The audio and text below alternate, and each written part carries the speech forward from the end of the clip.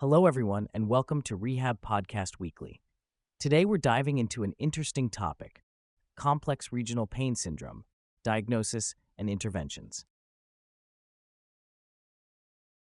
Today, we're tackling, one of medicine's more baffling conditions, complex regional pain syndrome, or CRPS. That's right. You might also know it as RSD, reflex sympathetic dystrophy, or even causalgia from way back. Exactly. And we've gathered some really interesting material. We're looking at behavioral health interventions, the mind-body connection stuff. Mm-hmm.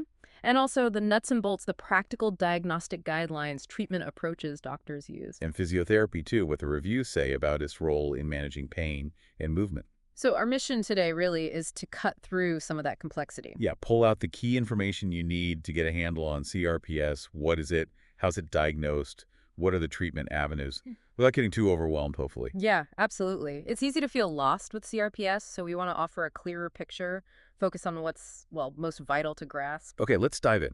The basics first. What exactly is CRPS? What are we fundamentally looking at? Well, at its core, CRPS is defined by this ongoing pain in a specific region. And the key thing is the pain seems way out of proportion to whatever started it, if anything did. Out of proportion in terms of how bad it is or how long it lasts? Both, actually, in severity and duration. And it's regional pain, usually an arm or a leg not following, say, a single nerve's path. Okay. And another really important point is how variable it is. It can show up and progress very differently from person to person. So it's not just, I injured my wrist and now it really hurts. There's something more complex going on.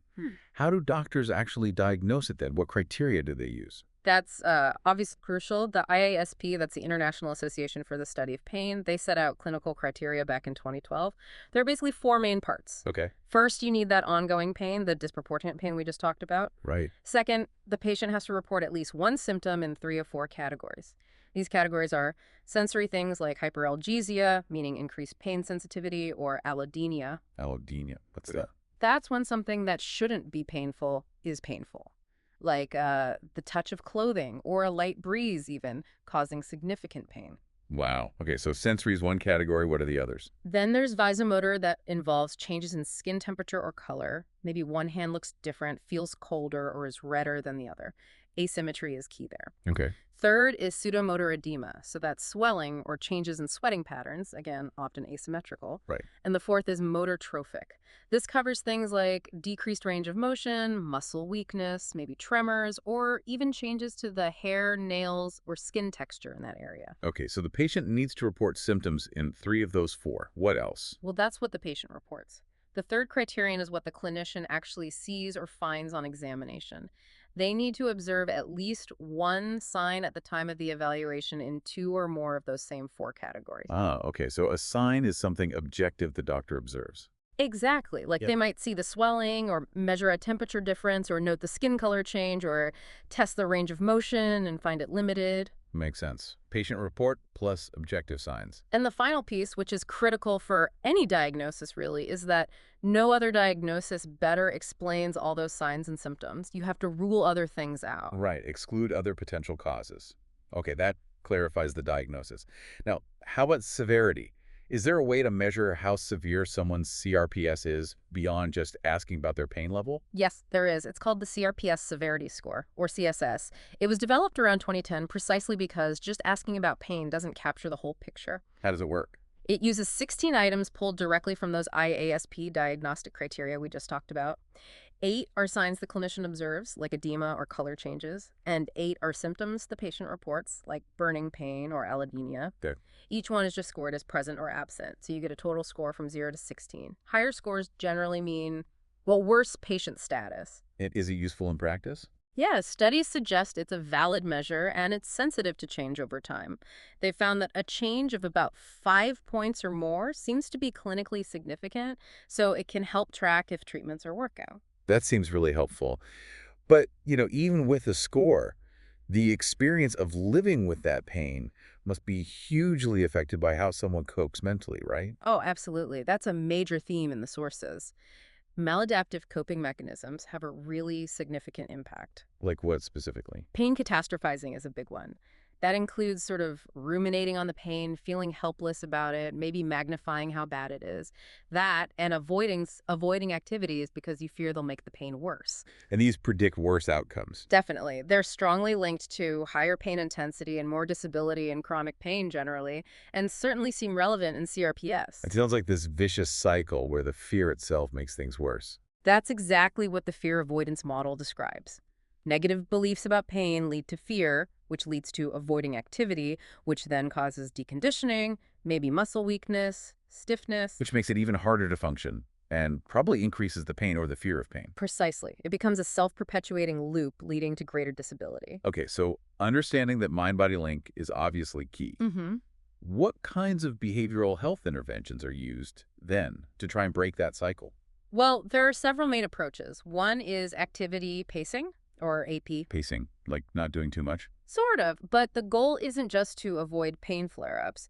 It's more about finding a manageable baseline of activity and then gradually, systematically increasing it to improve function and tolerance over time. It's proactive. Right, building up capacity rather than just limiting yourself. Exactly. Some variations focus more on energy conservation, but the data on how well those work for chronic pain specifically is a bit limited. Okay, what else? You mentioned fear avoidance. Yes, so graded exposure, or GEXP, directly tackles that.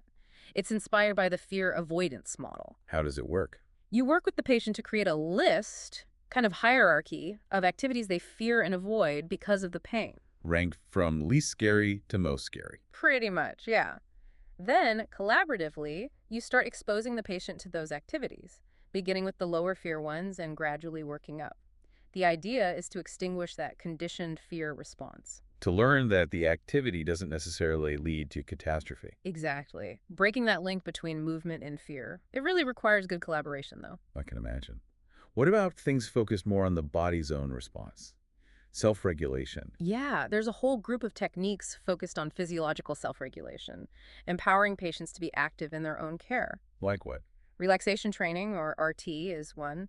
The aim is increasing mind-body awareness, learning to consciously trigger the relaxation response. The opposite of the fight or flight stress response. Precisely. Counteracting that stress response can help manage the pain itself and just improve daily functioning. Then there are mindfulness-based interventions, MBIs. Mindfulness is everywhere now. How does it apply here? Here, it's often about promoting acceptance of the pain experience rather than constantly fighting it and building resilience. Things like mindful breathing, mindful listening, bringing awareness to the present moment without judgment. Does it work as well as something like CBT? Research suggests MBIs can have similar benefits to cognitive behavioral therapy for chronic pain, but there's an important caveat for CRPS. Oh. Some specific MBI techniques, like doing a very focused body scan on the affected limb, might actually be counterproductive for some CRPS patients. It could potentially increase their pain or discomfort, so caution is needed there. That's a really critical point. Tailoring is key. Any other self-regulation methods? Self-hypnosis has been used for pain management for a long time. It gives people another tool to manage the pain and the distress that goes with it. And then there's biofeedback, BFB. This is quite interesting. It uses technology to give patients real-time information about their own physiological processes. Like what sort of information? Things like muscle tension, skin temperature, heart rate variability, usually shown visually or with sounds.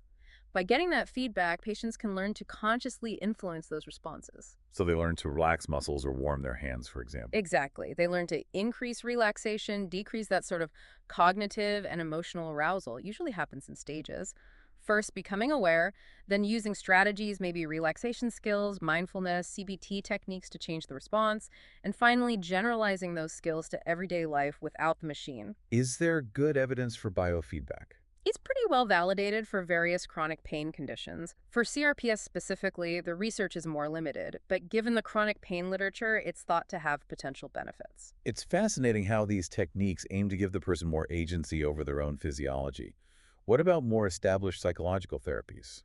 Acceptance and commitment therapy, or ACT, is definitely highlighted. ACT focuses on psychological flexibility. Psychological flexibility. Yeah, it's about being mindfully aware, being present, and being able to kind of distance yourself from difficult thoughts and feelings without necessarily needing them to disappear entirely. Okay. It involves identifying personal values, what's truly important to the person, and then taking committed action towards those values. Other core ideas are diffusion, which is seeing thoughts just as thoughts, not necessarily truths, acceptance or willingness to experience discomfort, and seeing yourself as more than just your pain or thoughts. So the focus isn't just on reducing pain. Not solely, no. A key idea in ACT is that often the struggle to control or eliminate pain is what causes the most suffering and disability. ACT aims to help people engage in a rich, meaningful life despite the pain. I can give an example. Yeah, the source mentioned Mary, a hypothetical wedding coordinator with CRPS in her leg. Walking made her pain worse. She lost her job.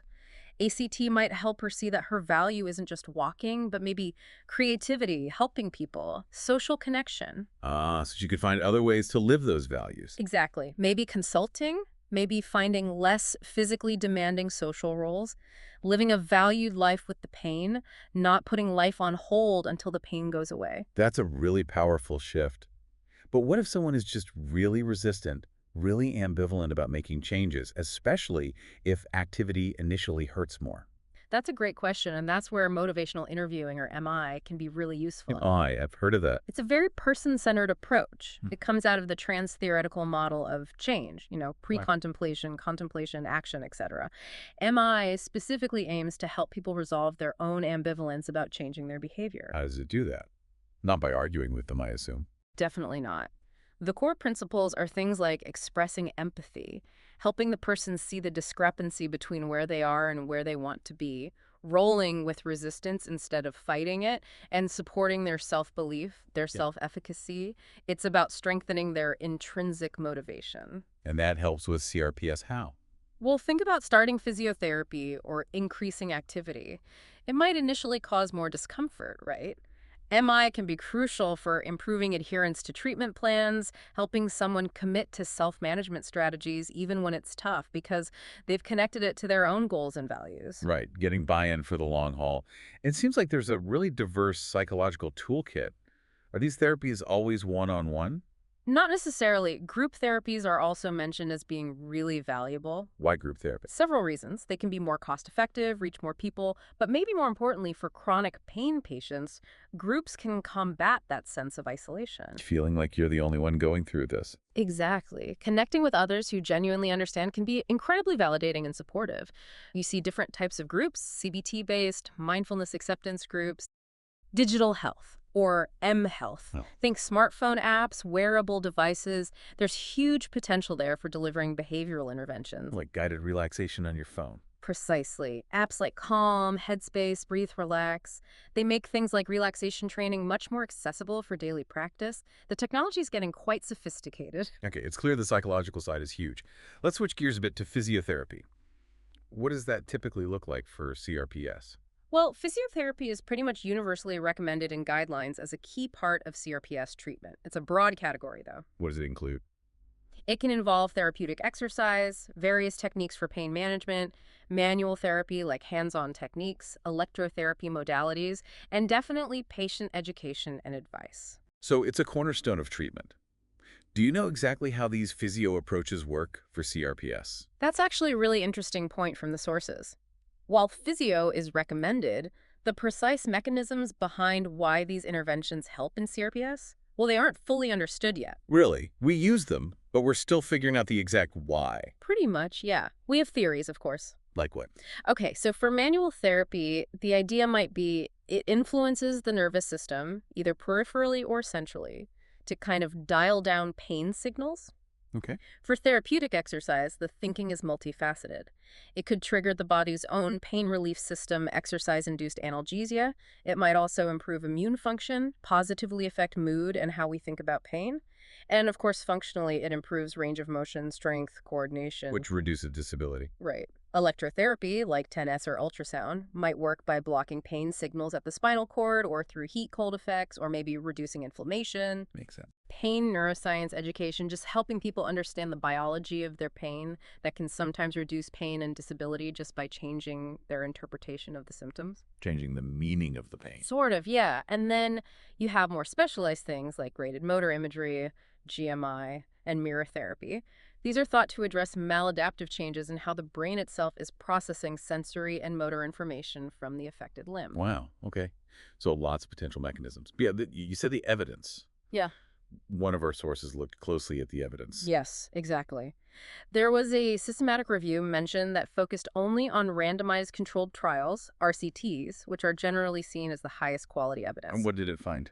It found that overall there's actually limited high-quality evidence to strongly support the effectiveness of specific physiotherapy treatments for CRPS, both type I and type 2. Limited. Why is that? A lot of the existing trials were quite small, and many had methodological weaknesses. This makes it really difficult to draw firm, confident conclusions about which treatments work best. The certainty of the evidence was often rated as low or very low. Huh. So, were there any interventions that showed even a glimmer of promise in that review? A couple showed some potential signals, but again, with those caveats about low certainty. One was called exposure in vivo, basically, pain exposure therapy. Like the graded exposure we talked about earlier. Similar concept, yeah. One trial suggested it led to greater reductions in pain and disability compared to therapy that was contingent on pain levels, at least at short-term follow-up. The pain reduction might have been clinically meaningful. Okay, what else? Motor imagery combined with virtual feedback, MVF. One trial compared this to contrast baths and suggested MVF might lead to greater improvement in pain, both at rest and with movement. Again, potentially meaningful changes, but based on just one trial. What about things like 10NS or electromagnetic field? They get used sometimes, don't they? They do. The review looked at pulsed electromagnetic field therapy, PEMF. There were 3 trials, but they had issues making it hard to say if it works. And TNS. Transcutaneous electrical nerve stimulation. 2 trials were reviewed, but they had significant limitations and tiny sample sizes, so again, no real conclusions could be drawn from them for CRPS based on that review. So the big takeaway on physiotherapy seems to be, we need better research. That's definitely the key message from that review.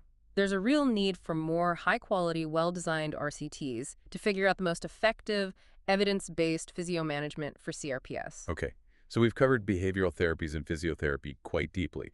What other kinds of treatments did the sources touch on? They give a brief overview of a few other areas, pharmacological treatments, for instance. Medications? Yeah. Antidepressants, specifically TCAs and SNRIs, are sometimes used for neuropathic pain generally.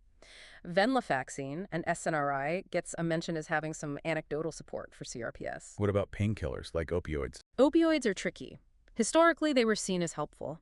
But the sources emphasize there isn't strong evidence for their long-term effectiveness in CRPS. Plus, there are major risks, tolerance, dependence, even potentially making pain worse, which is called opioid-induced hyperalgesia. Using short-acting ones for breakthrough pain is still debated. Any other medications? Topical treatments are mentioned creams or patches with local anesthetics like lidocaine or capsaicin cream derived from chili peppers, but how well people tolerate them and how effective they are can really vary in CRPS. Okay, what about the psychological side again? Is CRPS caused by psychological problems? The sources suggest that while people with CRPS might also have psychiatric conditions like anyone with chronic illness, the current evidence doesn't strongly point to these conditions causing CRPS. So it's not all in their head. No, absolutely not. Nor does it seem like these issues are necessarily more common in CRPS than in other chronic pain states. However, assessing and treating any co-occurring psychological distress is important. And interestingly, one source noted that negative emotions might actually amplify pain intensity more in CRPS compared to other chronic pain conditions. Which again highlights why psychological interventions could be particularly helpful. Exactly. Then there are more invasive approaches. Like what? Sympathetic nerve blocks injecting anesthetic near sympathetic nerves, like in the brachial plexus for arm CRPS. Case reports suggest these can help with various symptoms. What about surgery? Surgical sympathectomy, where they actually cut the sympathetic nerves, is mentioned, but there's limited high-quality evidence and potential for failure or side effects, so it seems to be used less often now. Any newer interventions? Yes, dorsal root ganglion stimulation, DRG stimulation. This involves implanting a device to stimulate nerve clusters near the spinal cord. An RCT showed it might be more successful than traditional spinal cord stimulation for lower limb CRPS. Interesting. And lastly, what about just generally getting people moving again? Functional restoration. Yeah, that's touched upon. The principle is gradual progression, slowly increasing movement, using desensitization techniques. Things like stress loading, scrubbing floors, or carrying progressively heavier weights. Aquatic therapy, gentle massage, or manual therapy fit under this umbrella too. It really sounds like a multi-pronged approach is needed. no magic bullet. Absolutely not. And that really leads us to summing things up. Okay, so let's distill this. What are the absolute key points for you thinking about someone trying to understand CRPS? Okay, first, CRPS is genuinely complex. It's a distinct pain condition with specific diagnostic criteria. Remember the disproportionate pain and those symptom sign categories. Right. Second, there's a whole arsenal of treatments being used: behavioral, physical therapy, medications, interventions. But for many of them, the really strong, high quality evidence is still lacking or developing. We need more research. And third, the psychological dimension is huge. Coping strategies, fear avoidance, mood, these really matter. And empowering the patient, getting them actively involved in their management seems critical. Looking ahead then, where should the focus be? What are the big unanswered questions? Well, given the gaps, I think future research really needs to dig deeper into why CRPS happens, the underlying mechanisms. And we desperately need those larger, high-quality trials for treatments, maybe comparing combinations of therapies too. And you mentioned subtypes earlier. Yes. Exploring if treatments work differently for, say, warm CRPS versus cold CRPS. That could lead to more personalized medicine, which would be a huge step forward. So tailoring treatment more precisely. Exactly. Ultimately, managing COPS effectively seems to demand a truly multidisciplinary team approach, always weighing the individual risks, benefits, and costs for each person. It's certainly a condition that challenges patients and clinicians alike. Thanks so much for breaking down all this complex information for us. Edited by Min. Rehab. Thank you all for listening, and see you in the next podcast.